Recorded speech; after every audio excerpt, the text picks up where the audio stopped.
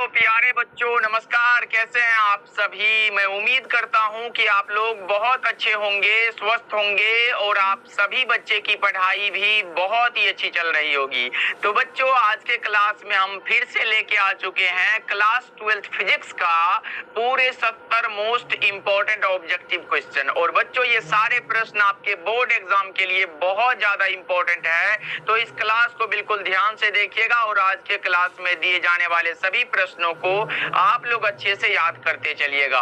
Okay, चलिए फिर class को स्टार्ट करते हैं। पहला नंबर सवाल आपके सामने है, तो सभी बच्चा पार्टी भी आंसर लगाते हुए चलिएगा, जिससे कि ये सारा प्रश्न आपको क्लास में अच्छे से याद हो जाएगा। देखो पहला नंबर सवाल है, विद्युत फ्लक्स का एसआई मात्रक क्या होता है। मोस्ट रिपीटेड क्वेश्चन है और आपको बताना है विद्युत फ्लक्स का एसआई मात्रक क्या होता है। आपने पढ़ा है सर फाई ई बराबर फॉर्मूला होता है ई इंटू ए फॉर्मूला है। ई का मात्रक होता है वोल्ट बट्टा में मीटर और गुना में एरिया का मीटर स्क्वायर हो जाएगा। मीटर से मीटर गया तो बच्चा कौन सा बच्चों, वोल्ट मीटर बचा। ऑप्शन नंबर सी आपका बिल्कुल करेक्ट हो जाएगा। ध्यान में रखिएगा ये सारे प्रश्न मोस्ट इंपॉर्टेंट है बच्चा पार्टी, और जितना अलग से बताएंगे वो तो इंपॉर्टेंट है ही। ओके चल बता दो, संबंध Q बराबर एन ई में निम्नलिखित में कौन है जो n का मान संभव नहीं होगा। आपने पढ़ा होगा सर Q बराबर एन ई होता है, जिसमें कि n एक नंबर होता है, 1 2 3 4 करके ऐसे करके होता है, चाहे आप 1000 2000 ऐसे करके ले लो, कभी भी ये n जो है पॉइंट में नहीं होगा। यानी कि पॉइंट में तो सर हमें ऑप्शन नंबर सी में दिखाई दे रहा है 4.2, ये n का मान संभव नहीं होगा। इलेक्ट्रॉन का चार्ज कितना होता है बच्चों, 1.6 into 10 to the power minus का 19 कूलम्ब होता है। ये तो सबको पता होगा क्योंकि एग्जाम में पूछा गया है। चलो नंबर सवाल है, प्रति इकाई आवेश पर लगने वाले बल को हम लोग विद्युत क्षेत्र कहते हैं। यानी 3 नंबर सवाल का जवाब आप सी बता के चलोगे। 4th नंबर सवाल का जवाब जल्दी से बता दो, दो विद्युत आवेशों के बीच लगने वाले बल को नियंत्रित करने वाले नियम को क्या कहा जाता है। कूलाम साहब का नियम है ना जी। ऑप्शन नंबर डी लगाओ, करेक्ट हो जाएगा। और बच्चा पार्टी जितने बच्चे अभी तक क्लास को लाइक नहीं करे हो, सभी बच्चे एक बार क्लास को लाइक भी कर लीजिएगा, तो पढ़ाने में बहुत मजा आता है जी एक बार। और जितने बच्चे कर दिए हो एक बार थंब वाला इमोजी भेज दीजिएगा तो हमें पता चल जाएगा, यही तो आपका अटेंडेंस होगा। ओके चलो 5वां नंबर सवाल का जवाब बता दो सभी बच्चा पार्टी कि पानी का परावैद्युत स्थिरांक कितना होता है। बड़ा आसान सा सवाल है जी, एग्जाम में कई बार पूछा है पानी का परावैद्युत स्थिरांक कितना होता है, 80 होता है। 5 नंबर सवाल का जवाब ऑप्शन नंबर ए हो जाएगा। ओके चलो अगला नंबर सवाल का जवाब जल्दी से आप लोग बता दो। अगला नंबर सवाल 6 नंबर सवाल है, स्थिर विद्युत क्षेत्र कैसा होता है सर, संरक्षी होता है। 6 का ऑप्शन नंबर ए लगा दो, सही हो जाएगा। चलो नेक्स्ट बता के चलो 7 नंबर सवाल है, विद्युत क्षेत्र रेखाओं से किसकी जानकारी प्राप्त होती है। क्षेत्र के शक्ति की, दिशा की, आवेश की प्रकृति की। ये सारा का सारा ऑप्शन हमारा बिल्कुल सही है, ऑप्शन डी करेक्ट हो जाएगा। ओके चलो आगे बढ़ते हैं। 8 नंबर सवाल देखो, आवेश के पृष्ठ घनत्व का मात्रक क्या होता है बच्चों। यानी कि आवेश का पृष्ठ घनत्व क्या होता है, तो आपने पढ़ा है प्रति एकांक क्षेत्रफल में आवेश का परिमाण ही आवेश का पृष्ठ घनत्व होता है। आपने पढ़ के चला है कि सर हमने सिग्मा बराबर पढ़ा है Q बाई ए, क्योंकि प्रति एकांक क्षेत्रफल होगा तभी तो होगा ना। तो चार्ज का कूलम हुआ एरिया का मीटर स्क्वायर, कूलम बटा मीटर स्क्वायर इसका मात्रक होगा। अभी आप लगा के चलोगे Q बाई ए होगा, कौन सा ऑप्शन, ऑप्शन ए आपका बिल्कुल करेक्ट हो जाएगा। 8 नंबर सवाल का जवाब बच्चों ऑप्शन ए आप लगा के चलोगे। चलो 9 नंबर सवाल का जवाब बताओ, विद्युत द्विध्रुव आघूर्ण का मात्रक क्या होगा। बड़ा आसान सा सवाल है, एक मात्रक होता है डेबाई। क्या होता है बच्चा पार्टी, एक मात्रक डेबाई होता है और दूसरा मात्रक T बराबर Q गुना में L वाला फॉर्मूला जानते हो, तो चार्ज का कूलम हुआ और गुना में लंबाई का मीटर हुआ। यही वाला बात आप लगाओगे, ऑप्शन नंबर ए आपका बिल्कुल करेक्ट है। जल्दी से बताओ विभव प्रवणता बराबर क्या होता है। विभव प्रवणता बराबर dV अपॉन dx होता है। कैसे सर, आपने पढ़ा है विद्युत क्षेत्र E और विभव V के बीच संबंध E बराबर माइनस का dV बटा dx होता है। इसी का dV अपॉन dx को हम लोग विभव प्रवणता बोलते हैं। एक चीज और याद रख लो, विभव प्रवणता एक सदिश राशि है। कैसी राशि बच्चों, कमेंट सेक्शन में एक बार लिख दो, विभव प्रवणता एक सदिश राशि है। और अगर आपने ये लिख दिया इसका मतलब याद हो जाएगा। चलो नेक्स्ट बताओ आप लोग जल्दी से। 11 नंबर सवाल है बच्चा पार्टी, एक एक प्रश्नों के आंसर आपको लगाते हुए चलना। अगर अगर आप हमारे बात को मानते हो तो फिर आंसर लगाते चलो। प्रश्न है कि एक समांतर पट्टिका संधारित्र की धारिता के लिए कौन सा सही है, तो हमने पढ़ा के चला है C बराबर क्या होगा, एप्सिलॉन नोट A बटा में D फॉर्मूला है सर ये सब। बताओ एप्सिलॉन नोट A बटा में D, यानी कि ऑप्शन A आप लगा के चलोगे। 11 नंबर सवाल का जवाब ऑप्शन A हो जाएगा। चलो नेक्स्ट नंबर सवाल का जवाब जल्दी से बताओ, R त्रिज्या की पृथ्वी की विद्युत धारिता क्या होती है। ये भी प्रश्न बहुत आसान है, आप पढ़े हो C समानुपाती R होता है और C बराबर क्या होगा 4 पाई एप्सिलॉन नोट इनटू में R होता है। तो ये बात आपको ध्यान में होगा, आप बताओगे 4 pi epsilon note into R। 12 number सवाल का जवाब B हो जाएगा। ओके चलो आगे बढ़ते हैं। एक फैराड बराबर क्या होता है, एक फैराड बराबर क्या होगा। पहले तो आपको ये पता है फैराड सर धारिता का मात्रक है, हमने पढ़ा है C बराबर Q बटा V, और यहाँ पे चार्ज का कूलम हो गया, यहाँ पे हमारा वोल्ट का वोल्ट ले लो, कूलम प्रति वोल्ट, ऑप्शन बी हो जाएगा। ये कैसे हो गया सर, आओ बताते हैं। सर धारिता का मात्रक अगर फैराड होता है और ये कूलम प्रति वोल्ट है तो एक फैराड बराबर एक कूलम पर वोल्ट होगा, यही वाला बात यहाँ पे पूछा गया है। ओके चलो नेक्स्ट बता के चलो। 14 नंबर सवाल है, निम्नलिखित में कौन सदिश राशि है। बड़ा आसान है, विद्युत क्षेत्र की तीव्रता ही एक सदिश राशि है, ऑप्शन नंबर बी आपका बिल्कुल करेक्ट हो जाएगा। चलो आगे बढ़ते हैं। 15 नंबर सवाल देखो, विद्युत धारिता का मात्रक क्या होता है। विद्युत धारिता का मात्रक जस्ट हमने ऊपर बताया ना जी, फैराड होता है। 15 का सी हो जाएगा। चलो आगे बढ़ते हैं। 16 नंबर सवाल का जवाब बताओ, वान डी ग्राफ जनित्र एक ऐसी युक्ति है जो उत्पन्न करती है क्या उच्च वोल्टता बच्चों, high voltage, option number C आपका बिल्कुल करेक्ट हो जाएगा। ओके चलो आगे बढ़ते हैं। एक बार क्लास को सभी बच्चे लाइक कर लीजिएगा। ओके चलो विभव मापी से मुख्यतः क्या मापते हैं बच्चों, विभव मापी से हम लोग विभवांतर को मापते हैं, यही वाला बात है, ऑप्शन नंबर सी आप लगाओगे। चलो 18 नंबर सवाल का जवाब बताओ, जब किसी एमीटर को संट किया जाता है तब परिपथ का कुल प्रतिरोध क्या होगा। 18 नंबर सवाल का जवाब बताओ, जब किसी एमीटर को संट करते हैं तब परिपथ का कुल प्रतिरोध ग्राफ जनित्र एक ऐसी युक्ति है जो उत्पन्न करती है क्या उच्च वोल्टता बच्चों, high voltage, option number C आपका बिल्कुल करेक्ट हो जाएगा। ओके चलो आगे बढ़ते हैं। एक बार क्लास को सभी बच्चे लाइक कर लीजिएगा। ओके चलो विभव मापी से मुख्यतः क्या मापते हैं बच्चों, विभव मापी से हम लोग विभवांतर को मापते हैं, यही वाला बात है, ऑप्शन नंबर सी आप लगाओगे। चलो 18 नंबर सवाल का जवाब बताओ, जब किसी एमीटर को संट किया जाता है तब परिपथ का कुल प्रतिरोध क्या होगा। 18 नंबर सवाल का जवाब बताओ, जब किसी एमीटर को संट करते हैं तब परिपथ का कुल प्रतिरोध क्या होगा बच्चों, ये आपको बताना है, तो घट जाता है, ऑप्शन नंबर बी बिल्कुल करेक्ट हो जाएगा। चलो आगे बढ़ते हैं। चालक के अंदर इलेक्ट्रॉन की गति कैसी होती है, अपसरित होती है। ये सब आसान प्रश्न है और ये प्रीवियस ईयर क्वेश्चन है बच्चों, आपको बहुत अच्छे से ध्यान रखना होगा।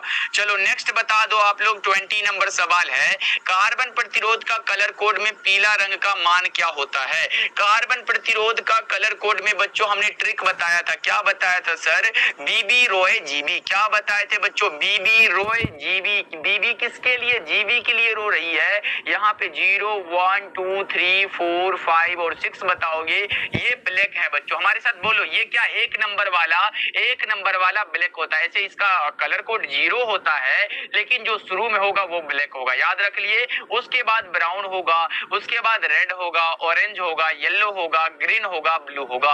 आपसे पूछा येलो के लिए, आप बता के चलोगे 4 होता है येलो वाला, ऑप्शन डी बिल्कुल करेक्ट हो जाएगा।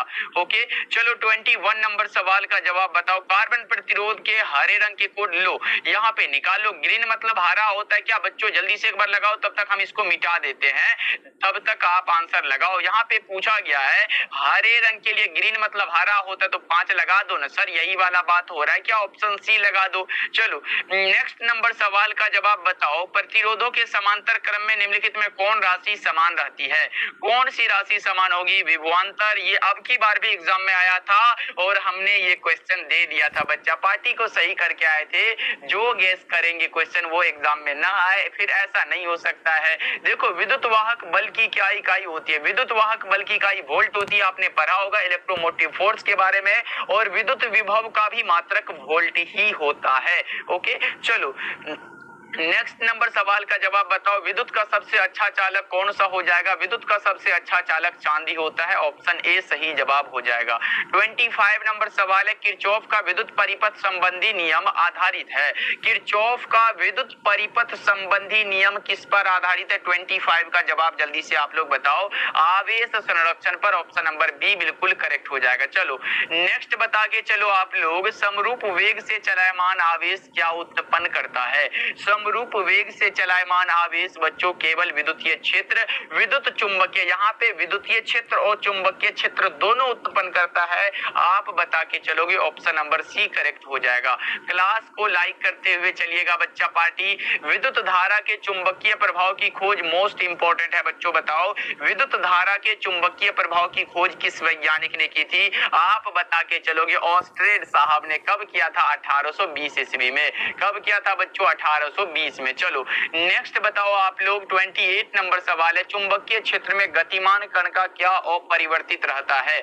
चुंबकीय क्षेत्र में गतिमान कण का बच्चों चाल और गतिज ऊर्जा दोनों ही अपरिवर्तित रहता है, यानी कि कोई भी चेंजेस इसमें नहीं होता। ऑप्शन नंबर डी बिल्कुल करेक्ट हो जाएगा। चलो नेक्स्ट बताओ, 29 नंबर सवाल है, आदर्श वोल्ट मीटर का प्रतिरोध कैसा होता है? बच्चों यहाँ से प्रश्न बनता है कि आदर्श एमीटर का प्रतिरोध कैसा होता है? आप बता के चलोगे, शून्य होता है। अगर सिर्फ एमीटर का प्रतिरोध पूछे बच्चा पार्टी तो आप बता के चलोगे बहुत कम होता है, और अगर आदर्श वोल्ट मीटर आए तो आप अनंत लगा के चलोगे। ओके बच्चों, चलो 30 नंबर सवाल देखो, अनुचुंबकीय पदार्थ की प्रवृत्ति कैसी होती है? कांस्टेंट होती है, अस्थिर होती है। चलो नेक्स्ट बताओ आप लोग, 31 नंबर सवाल है, नमन कोण का मान उत्तरी ध्रुव से विषुवत रेखा की ओर जाने पर क्या होता है? नमन कोण का मान उत्तरी ध्रुव से विषुवत रेखा की ओर जाने पर घट जाता है, और विषुवत रेखा पर नमन कोण का मान 0 डिग्री होता है। ये बात आपको बहुत पहले से ही पता होगा। चलो नेक्स्ट बता के चलो, 32 नंबर सवाल है, लोहा, कोबाल्ट और निकेल। भैया तीनों इंपॉर्टेंट एग्जाम्पल था, इसलिए हमने एक जगह ही इसको ले लिया। बताओ लोहा, कोबाल्ट और निकेल क्या है सर? लौह चुंबकीय होता है, अणुचुंबकीय में आप O2 को ले लो और प्रतिचुंबकीय में O3 को ले लो। चलो नेक्स्ट बताओ आप लोग क्या होगा? ये रहा प्रश्न, किसी m द्रव्यमान के v वेग से गतिमान कण का तरंग दैर्ध्य क्या होगा? लेमडा बराबर आपने पढ़ा है कि h बटा mv, यही वाला बात है, लेमडा बराबर h बटे mv। ऑप्शन नंबर बी आपका सही हो जाएगा। चलो नेक्स्ट बताओ आप लोग, टेस्ला किसकी इकाई होती है? टेस्ला बच्चा पार्टी, टेस्ला है, गॉस है, दोनों मात्रक जो है, दोनों मात्रक चुंबकीय क्षेत्र की है। ऑप्शन डी आपका बिल्कुल करेक्ट हो जाएगा। ऐसे वेबर बट्टा में मीटर स्क्वायर भी आए तो भी आप कहोगे चुंबकीय क्षेत्र का ही मात्रक है। चलो आगे बढ़ते हैं, चुंबकीय याम्योत्तर और भौगोलिक याम्योत्तर के बीच का कोण क्या कहलाता है? चुंबकीय दिक्पात कहलाता है। ऑप्शन नंबर बी आपका सही होगा।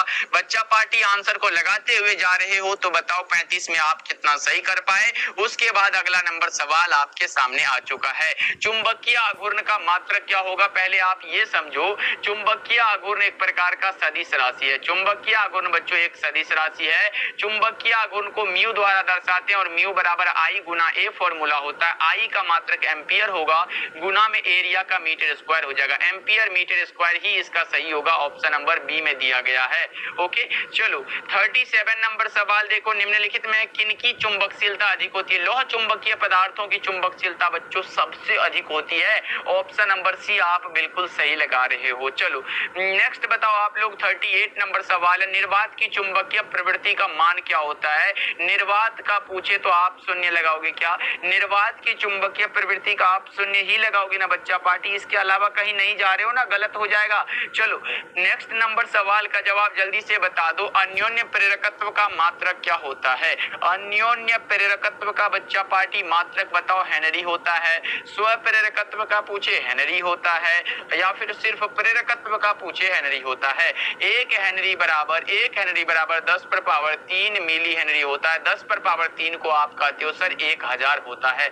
ये सब भी बताना पड़ेगा, बचपन से पढ़ते आ रहे हैं सर। चलो नेक्स्ट नंबर सवाल है, विद्युत चुंबकीय प्रेरण की घटना के आविष्कारक कौन थे? विद्युत चुंबकीय प्रेरण बच्चों जल्दी से बताओ। एक बार पूछा गया था कि डायनेमो का कार्य सिद्धांत किस पर आधारित है, तो आपने बता के चला था विद्युत चुंबकीय प्रेरण पर, और इस घटना के आविष्कारक का नाम आपसे पूछ दिया गया, फैराडे साहब हैं। ओके, चलो नेक्स्ट बताओ आप लोग, 10⁻³ मिली हेनरी किसके बराबर है? ये तो बताया था हमने बच्चों, 1 हेनरी बराबर 10⁻³ मिली हेनरी। ये तो हम अभी जस्ट लिखे थे ना बच्चों।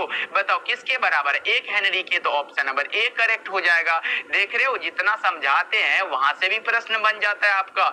एसी परिपथ यानी कि बच्चों अल्टरनेटिंग करंट में केवल शक्ति वह होती है किसमें? तो प्रतिरोध में होती है। चलो नेक्स्ट बताओ आप लोग, प्रश्न आपके सामने है, प्रत्यावर्ती धारा निम्न में से कौन सा प्रभाव प्रदर्शित करती है? ऊष्मीय प्रभाव को प्रदर्शित करती है। और ऐसे तो भैया चैप्टर वाइज भी इधर स्टार्ट हो चुका है। जो बच्चे अभी तक लगता है सर कुछ नहीं पढ़े हैं, उसके लिए भी चैप्टर वाइज हमने आज से ही स्टार्ट किया, तो फिर जुड़ जाओ। जितने बच्चे नए जुड़े हो सब्सक्राइब कर लीजिएगा बच्चा पार्टी, यही तो हम मांगते हैं आपसे। चलो, और जो बच्चे नोट्स पढ़ लिए फिर तो उसका भैया फिजिक्स केमिस्ट्री और बायोलॉजी का टेंशन हम खत्म करा देते हैं, और साथ में हिंदी का तो बिल्कुल फ्री मिल रहा है। चलो बताओ, तप्त तार एमीटर क्या मापता है? तप्त तार एमीटर मापता है प्रत्यावर्ती धारा का मूल औसत वर्गमान। ऑप्शन नंबर सी बिल्कुल करेक्ट हो जाएगा। ओके, चलो बताओ, प्रश्न आपके सामने है, यदि किसी ऊंचाई ट्रांसफार्मर के प्राथमिक एवं द्वितीयक में क्रमशः N1 और N2 लपेटे हैं तो क्या होगा? फॉर्मूला आप बता दो जल्दी से, क्या होगा? N2 is greater than N1। Option B correct हो जाएगा। नंबर सवाल है, दिष्ट धारा के लिए प्रेरणिक प्रतिघात कितना होता है? दिष्ट धारा के लिए बच्चों प्रेरणिक प्रतिघात 0 होता है। कैसे होता है बच्चा पार्टी, नहीं जानते हो क्या? XL बराबर क्या पढ़े हो? XL बराबर पढ़े हो ना 2πfl। 2πfl वाला फॉर्मूला ये याद रखना बच्चों, मोस्ट इंपोर्टेंट है। 2πfl जानते हो तो इसको गुना कर लेना, 2πfl करोगे तो हमारा 0 आ जाता है। ऑप्शन नंबर ए करेक्ट हो जाएगा। चलो नेक्स्ट बताओ, 47 नंबर सवाल है, एक्स किरण क्या होता है? विद्युत चुंबकीय तरंग है। एक्स किरण क्या है बच्चों? विद्युत चुंबकीय तरंग है। ऑप्शन नंबर डी आपका बिल्कुल करेक्ट हो जाएगा। चलो 48 नंबर सवाल है, इनमें कौन विद्युत क्षेत्र में विक्षेपित होता है? एक्स किरण हो जाएगा क्या? विद्युत क्षेत्र में विक्षेपित होने वाला का नाम पूछा है ना सर, कैथोड रेज होगा। कैथोड किरण, जैसे गामा किरण नहीं होता है, तो वो भी बात आपको याद रखना है। चलो 49 नंबर सवाल है, दूर संचार के लिए उपयुक्त विकिरण, तो माइक्रोवेव हो जाएगा। दूर संचार के लिए पूछे तो माइक्रो तरंग लगाओगे आप लोग। चलो 50 नंबर सवाल है, सबसे अधिक आवृत्ति किसकी होती है? सबसे अधिक आवृत्ति बच्चों किसकी होती है? गामा किरणों की होती है। 50 नंबर सवाल का जवाब